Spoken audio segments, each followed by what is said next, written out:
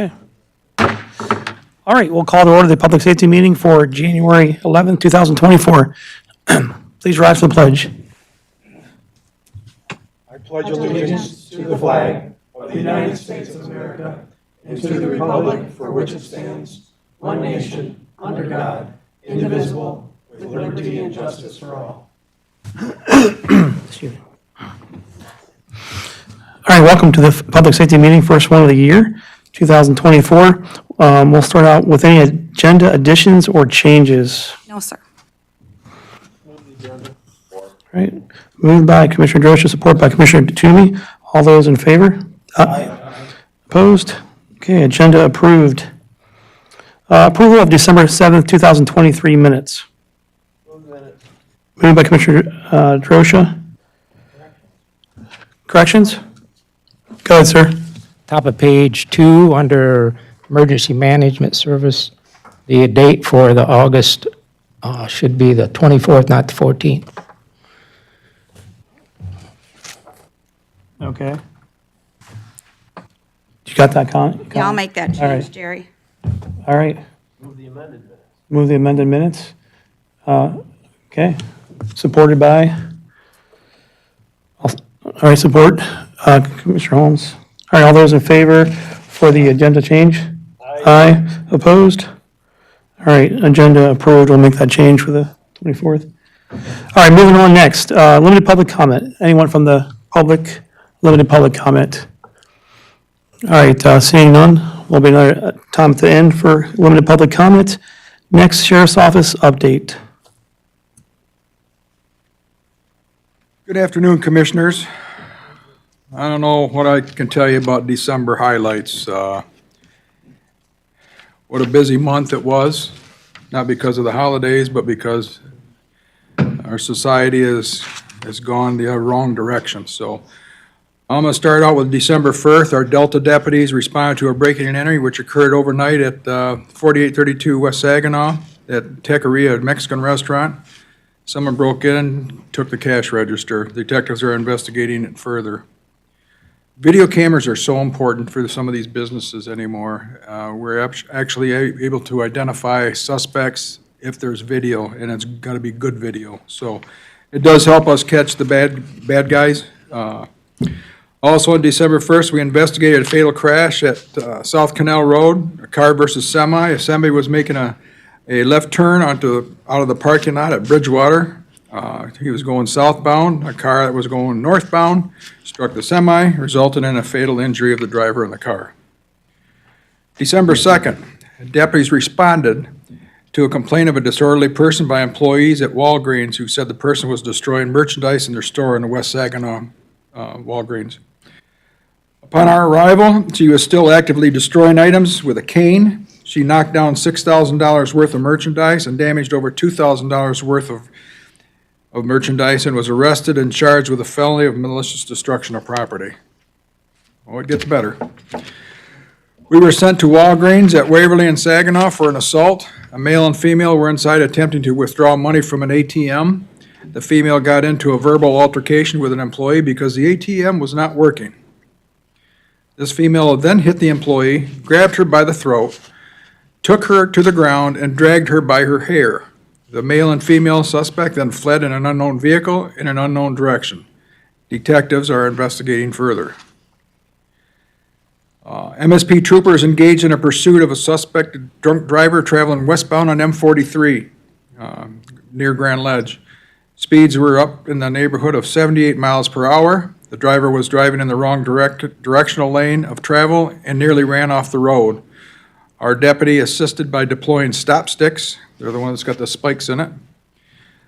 In the path of the vehicle, resulting in MSP being able to stop the vehicle and arrest the driver. Stop sticks do work. December 3rd, deputies responded to an armed robbery at Aldi Foods. This is up in Delta. The suspect did not present a gun, but gestured that he had one and threatened to shoot everyone in the store. The manager gave the suspect the cash. The suspect then left the store in an unknown vehicle in unknown directions. Detectives are still investigating. Again, importance of video cameras. December 5th, deputies responded to a large retail fraud at Walmart. A female suspect pushed out $1,000 worth of merchandise in a cart. Pretty bold, but it happens all the time. She then assaulted the responding deputy and the sergeant in the parking lot and also tried to pull the deputy's taser out of his holster and was subsequently tased herself by the deputy. She also had several outstanding arrest warrants and was lodged in our jail on several felony charges after being examined at the hospital. Every time somebody gets tased, we have to take them to the hospital, get them checked out, make sure they're okay. December 8th, check well-being at 3000 block of East Clinton Trail. A supervisor from a business in Battle Creek called requesting we check on a resident here who didn't show up for work today and said he had never missed a day of work in 9 years. Deputy Schlegel and Schlossberg responded and made contact with the resident. Deputy Schlegel and Schlossberg did an outstanding job realizing something was wrong with the resident through their contact. They continued to investigate and suspected the resident, his wife, and daughter were suffering from carbon monoxide poisoning. They entered the residence and started opening windows to air out the residence. They located the resident's wife, who was barely conscious, and started rendering aid. They located the resident's daughter in a bedroom who was unconscious. All three were transported to the hospital for treatment. The fire department tested the residents and came up with a reading of 700, which can be fatal. According to the fire department, Deputy Schlegel and Schlossberg's actions more than likely saved the lives of this family. Great job. December 16th, deputies investigated an aggravated assault at DeFi. Not sure what DeFi is, some business of something. The suspect punched a security guard in the face and knocked him out cold. The suspect fled from the area. The security guard went to Sparrow Hospital for treatment. We were unable to locate the suspect, but were able to identify him, and he will be seeking arrest warrants for this person. It's not Christmas yet. December 17th, felonious assault at the 4000 block of Gladys Drive. Victim observed two taller Hispanic males or black males wearing all dark clothing and masks checking vehicles in the neighborhood driveway. The victim approached the suspect and asked the two guys what they were doing, and they told him to mind his own business. The victim told them they needed to leave. One of the suspects lifted up his shirt and brandished a gun. While this happened, the other suspect came from behind and hit the victim in the back of his head. The victim fell to the ground where the two suspects began punching and kicking him. They then fled northbound on Elmshaven in their vehicle. The victim was transported to the hospital for treatment. Again, our detectives are investigating further. They're busy. December 19th, retail fraud at Home Depot. 3 known suspects that had been stealing from Home Depot and other stores loaded up their cart of merchandise, pushed past the points of sale, and when loss prevention employees attempted to stop them, one of the suspects turned and pepper sprayed one of them. They then left in a white Impala and were located a short distance away. All were arrested and lodged at our facility for armed robbery. December 20th, armed robbery, felonious assault at Waverly Party Store.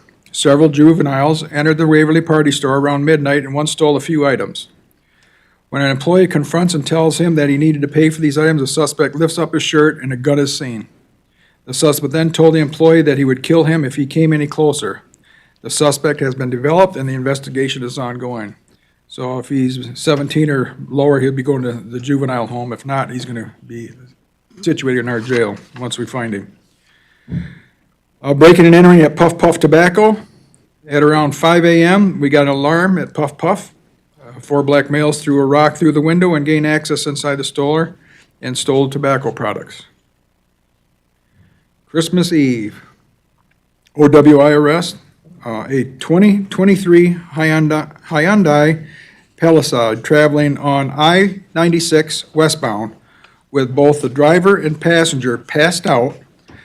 The vehicle is equipped with lane assist, lane following, and collision avoidance systems. Although the driver was out behind the wheel, the vehicle continued at 40 miles per hour westbound, traveling between the lines of the lane. Deputy Turner positioned his patrol car behind it, and Deputy Marion pulled her vehicle in front and began slowing the patrol vehicle's speed down. The collision avoidance system then slowed the OWI Hyundai to a stop as Deputy Marion had gradually slowed to a stop while both were still sleeping. The passenger then woke up and unlocked the vehicle, and the driver was arrested and lodged in our jail. Hopefully it was a good catnap. December 25th at 2 a.m., We were sent to an area of Burger King in Delta Township for a 7 or 8-year-old child walking around barefoot, wearing only a diaper and jacket. We arrived and found him near Saginaw Highway with no parents around. He was nonverbal and couldn't tell us where he came from. We went to the Red Roof Inn and reviewed their video camera and determined what room he came from. We made contact with his mom and returned the child. Child Protective Services were notified. Very busy month. Connie, you want me to go ahead and brief them on today's incident? Earlier this afternoon, we had an incident where officers involved in a shooting. 3 deputies were involved. The suspect is deceased. Michigan State Police is doing the investigation. We will be reviewing the body-worn cameras as well as the dash cameras. But at this point, I don't have any other further information, so more to follow probably tomorrow. And I'll brief Connie, and Connie can notify if you're interested. And I do want to introduce our crime analysis. Jessica, come on up. We're so happy to have this young lady at our department. She's done amazing things already, and she will continue that. So it's Jessica Mills. Go ahead. Hi, Commissioners. I'm Jessica Mills.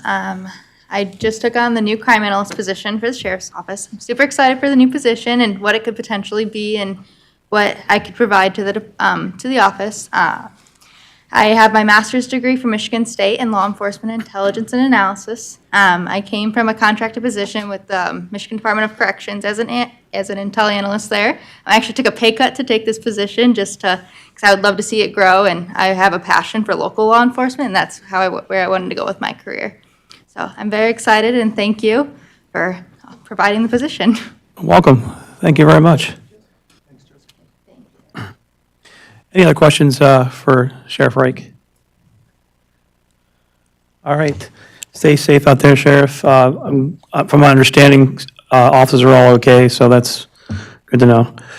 All right, moving on next. Looks like we have Sheriff's Jail medical request.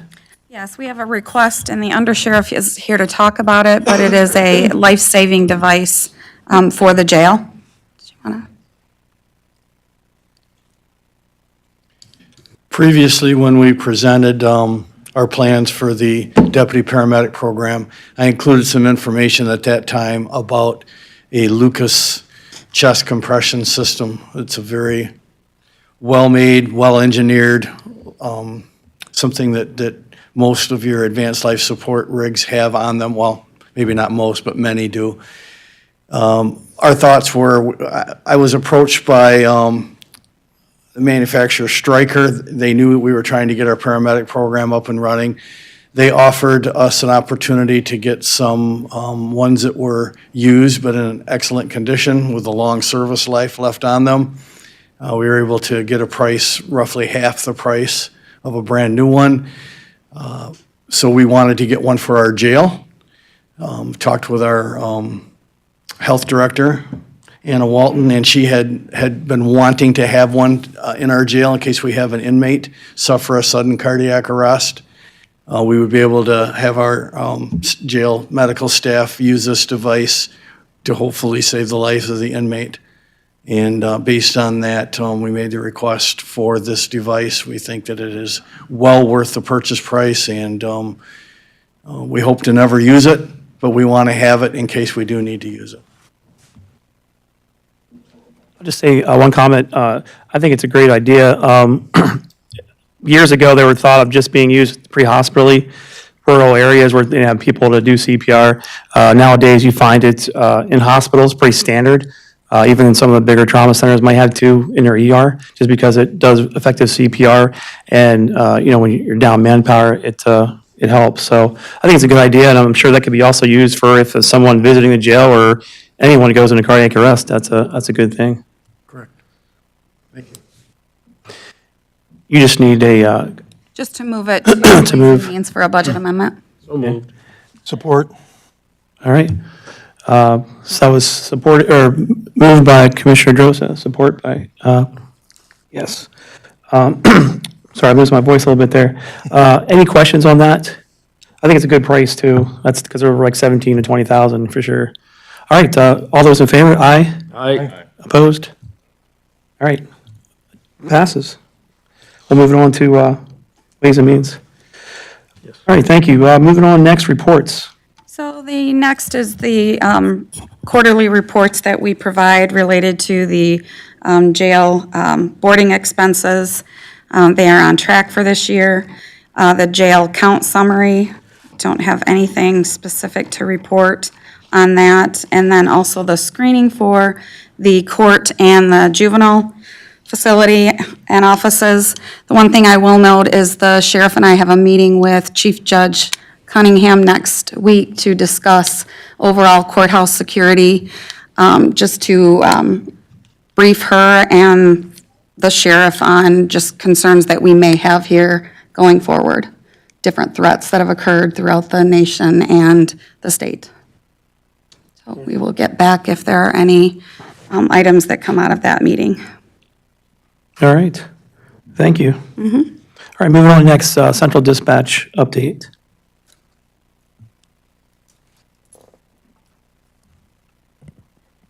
Good afternoon. I'll keep it short and sweet. We did have a pretty busy month. Telecommunicator Jones was promoted to supervisor, and with his opening as a telecommunicator, we did hire, her name is Margaret Hendrickson, and she started last week. She's in orientation. It was a nice transition that we had her on the hiring list and we had her ready to go for when that vacancy opened. So that is extremely helpful, and it helps the process of getting someone in, because the hiring process with background checks and psych evals and all that stuff can take a lot of time. And we did have our LEAN audit. So LEAN is the Law Enforcement Information Network, and that is all managed by the Michigan State Police.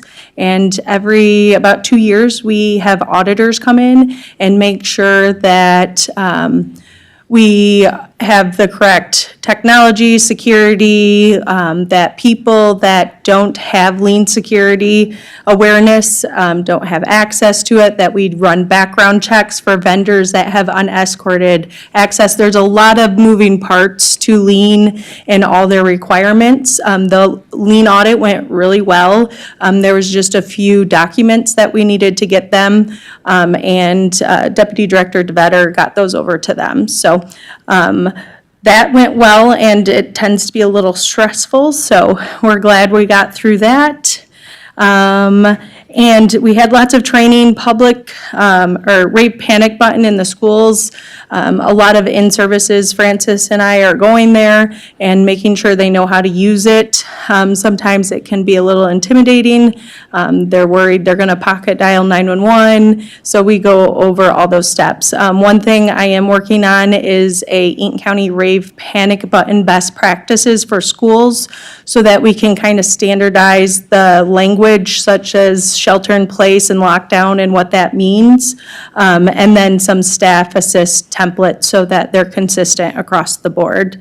And then for next month, I hope to get you my surcharge projection, so we do review that, and that's for the cell phone, or the phone surcharge, sorry, that paid for the radio infrastructure and all the radios for the first responders. My annual report is just about done, and next month, all of my supervisors will be attending the meeting so that you can meet my entire supervisory team. I happen to schedule a supervisor meeting right around it so that they all get to go on a field trip. So that is all I have, unless someone has questions for me. All right, thanks, Kelly, for the update. Any questions for Kelly? All right, thank you very Thank much. you. Great Thanks. job. All right, moving on next, we'll have the emergency management update. Yep, good afternoon, everyone. Just to address the immediacy of some things right now, certainly some severe winter weather kind of on the horizon for us, starting tomorrow lunchtime, early afternoon, probably stopping right around the time you wake up Saturday morning. Certainly going to see some issues with some hazardous travel, particularly late tomorrow afternoon, certainly into the evening as well. Potential for some power outages, other cascading impacts. We're right kind of in that weird spot where it could shift just a tiny bit based off what the Weather Service is telling us. Could get a little bit more snow, could get a little bit of less snow. Some typical Michigan winter stuff that we see. We're just seeing it a little bit later in the year than what we're used to, right? But we certainly want to be cognizant of, personnel being out to be able to clear the snow on the roadway so that we can have safe and convenient travel and all that kind of stuff. Certainly promoting the message of, if you have events and stuff Saturday morning, particularly when you wake up overnight, we might have fallen a little bit behind in terms of some of that snow clearing, so schools and things may want to take a look at their events and see what they may want to do. That's been our big message. Other messages that we're working on that you may see in the coming days, obviously with also promoting the information, but you start seeing issues around down power lines, generator safety, and then obviously we want to make sure people move over so that way first responders and utility crews can operate safely. So that becomes our messaging the next couple days. Just a quick update on the August 24 storms and where we stand in terms of a presidential declaration. No real update for you still. I am starting to see our declaration kind of move up the list, if you will. At one point, I think FEMA was about 15 or 16 different declaration reviews deep, and we're down to, I think, 9 now as of this morning. So we're coming up. It's a little slow, but this is pretty anticipated for the way the process works out. Just to, again, reiterate, once we get a review, we'll hear back whether we've been granted that declaration or not. If we were denied that, I would fully expect the state to appeal, which will kind of prolong our status again for a little while longer. If the appeal comes back and gets denied, then we're back at the Disaster and Emergency Contingency Fund at the state level. And I expect some more conversations and discussions to happen as this process plays out. So that's the latest that I have for you there. In terms of last month, myself and Ella just really did a lot of work in terms of meeting with different boards, groups, private sector partners and everything, really promoting our multi-year strategic plan, which is in your packet for your review. 6 primary goals, 11 different objectives that are within that plan itself, really just a driving roadmap for us for the next couple of years as we really start to really hone in on documentation and move towards our long-term goal of hopefully becoming the first EMAP accredited county in the state of Michigan, EMAP being the Emergency Management Accreditation Program. It's a very heavy lift, a very ambitious lift. We did a lot of public comment over the last month, a lot of great feedback, a lot of people saying, wow, that's really ambitious for 2 people.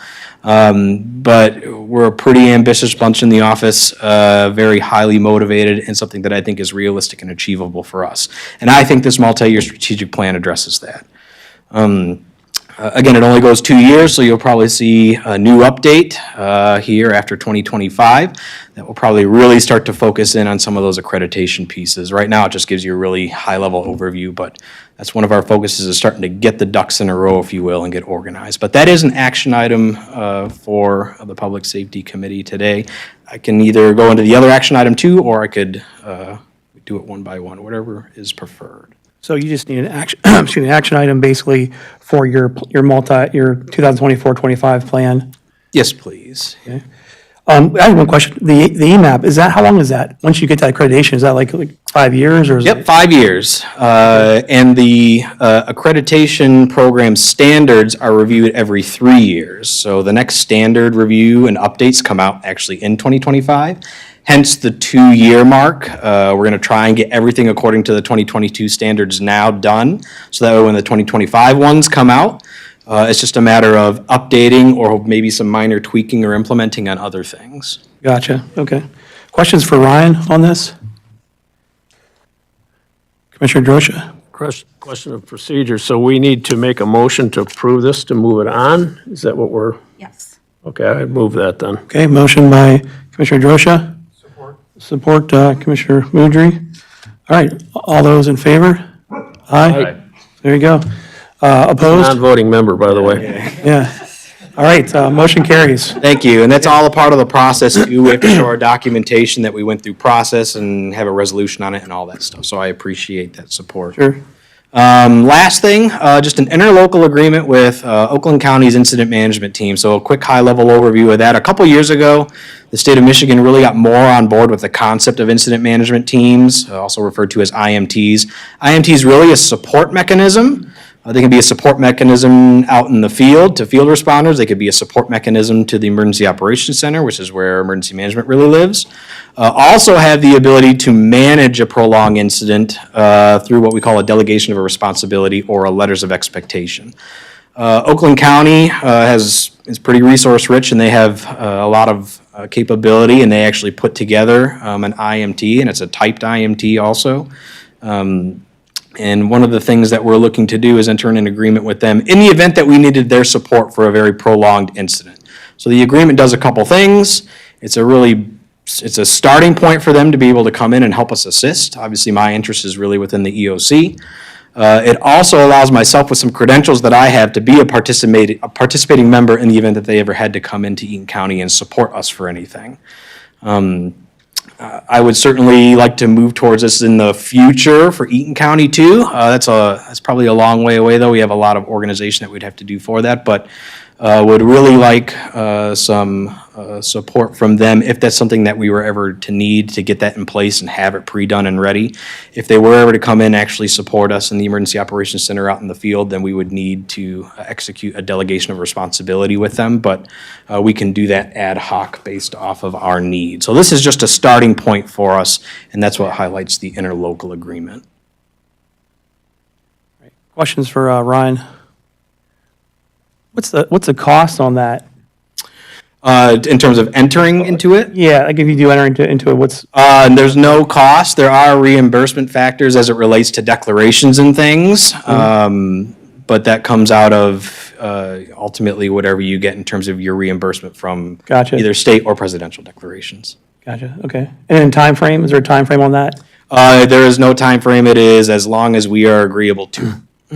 Okay. Any further questions? Commissioner Holmes? I was wondering, do they have this agreement with other counties already? I don't know that for a fact. Maybe some more on the east side. To my knowledge, here in mid-Michigan and the west side, I don't believe they have any agreements left. If I recall, I heard that they were at MSU back in April. I believe they may have sent some personnel. I couldn't tell you exactly who. I know they sent apparatus and tactical resources, Yeah. which this is a little bit different than that. Thank you. All right, yeah, I don't see a problem, I think, with the way things are going nowadays. Probably a good thing. Any other questions? Do I have a motion? Let's move it. All right. Moves Commissioner Mudry, support by Commissioner Drosha. No other questions? All those in favor? Aye. Opposed?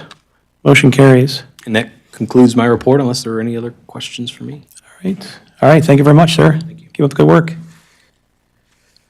All right, moving on. Any miscellaneous items? Miscellaneous items. I will just note that Ryan Wilkinson and I met with Chairman Mott regarding the county facilities operations tomorrow, and at this time, it's not been determined that we would need to close early. That'll be assessed throughout the day tomorrow. Also, I'd just like the sheriff to just note that he is putting more patrols on based on a conversation we had, so they'll be working closely on preventing accidents. Responding to accidents is more like it. All right, thank you, Connie, for those words. Any further miscellaneous items?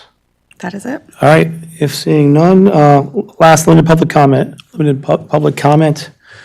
Looks like seeing none, we will adjourn to Thursday, February 1st. Have a safe weekend.